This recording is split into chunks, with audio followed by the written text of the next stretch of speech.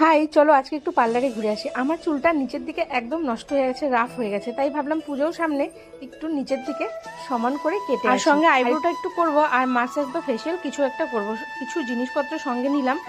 আর যেই বেরিয়েছি সেই দেখলাম আকাশ খারাপ, বৃষ্টি চলে এসে বৃষ্টির মধ্যে কিছুক্ষণ আটকে থাকার পর তারপরে পার্লারে চলে আসলাম।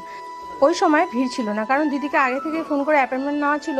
তো আমি যাওয়ার পর আমারও কাজও চলছিল, আর সঙ্গে আর একটা বোন বোটক্স ট্রিটমেন্ট করাচ্ছিল। আর এখন রাত বাজে 9টা, তখনও আমি পার্লারে, কারণ একজনের পর একজন আসছেই, তো তার মাঝখানে মাঝখানে আমাদের কাজ করে দিচ্ছে।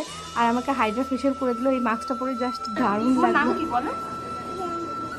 সাজার জিনিস অনেক কিছু, কাজল, তারপর লিপস্টিক, আচ্ছা, তারপর ফাউন্ডেশন, ফাউন্ডেশন, আচ্ছা, তারপর পাউডার। আচ্ছা।